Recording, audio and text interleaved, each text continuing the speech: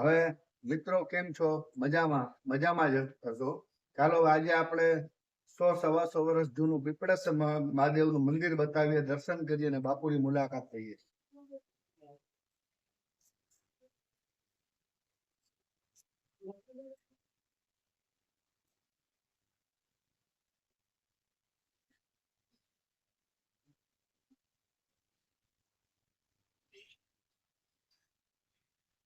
ગણપતિ બાપાથી કરીએ. આ ગણપતિ બાપા છે, પછી આ હનુમાન છે અને આ પીપળેશ પર મહાદેવ 100-125 વર્ષ જૂનું મંદિર છે.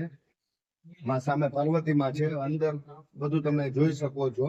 અને આનું મહત્વ અને એકદમ ચાંદીનું થાળો અને બહુ મસ્ત જગ્યા છે અને બહુ પ્રભાવશાળી જગ્યા છે. મંદિરમાં એન્ટ્રી કરો ત્યાં તમને શંકર ભગવાનનો એક શાંતિનો ભાવ બતાવે છે. અને જય સોમનાથ. કેમ છે તબિયત? બસ આનંદ મજામાં. હવે તમારું નામ શું છે બાપુ? હવે આપણા મંદિર અંદાજે 100-125 વર્ષ જૂનું છે.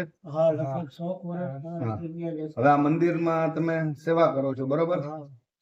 કે અને તમારે શું આરતીનો ટાઈમ છે? આનો કોઈ એવો ચમત્કાર હોય તો તમે વાત કરો. આરતીનો ટાઈમ સવારે 6:30 નો છે, સાંજે 7 વાગ્યાનો છે.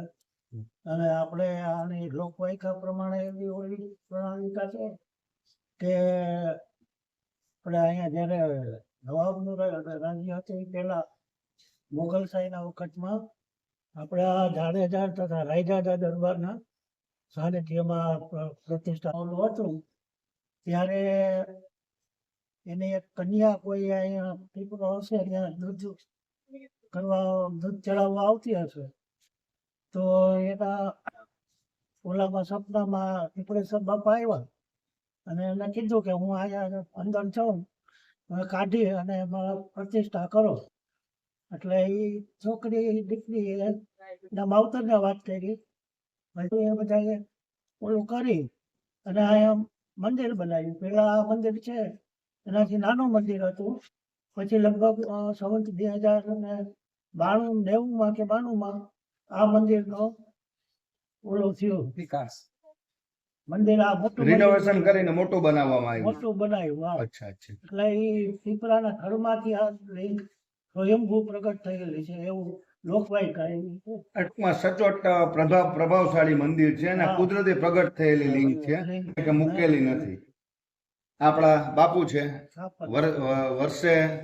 દર વર્ષે એ પણ સેવા કરે છે અને અહીંયા સેવા આપે છે. 3 ભાઈઓ છે એટલે 3 ભાઈઓ સેવા આપે છે.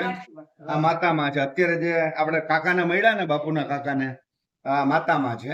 અહીં જુઓ વિશાળ બેસવાની જગ્યા છે, જલ ચડાવવા માટેની વ્યવસ્થા છે મંદિરની અંદર. જો અહીંયા ટાંકો રાખેલો છે, અહીં શિવ ચાલીસા છે 108. પછી મહાદેવ મંદિર, પીપળેશ્વર મહાદેવ પાછળ લિંગ છે, નાની પૈડી પછવાડી છે. આ લિંગ છે, જુઓ તમે જોઈ શકો છો. અહીંયા આ છે હનુમાનજી, સ્વયંભૂ હનુમાનજી છે. આ મંદિરમાં વર્ષોથી છે. તમે જોઈ શકો છો, હનુમાનજીના દર્શન કરી શકો છો. શનિવારે અહીં આવે છે, બહુ વ્યક્તિ દર્શન માટે આવે છે. જો આ હનુમાનજી મંદિર સોની બજારમાં આવેલું છે અને સોની બજારમાં પીપળેશ્વર શેરીમાં આવેલું છે.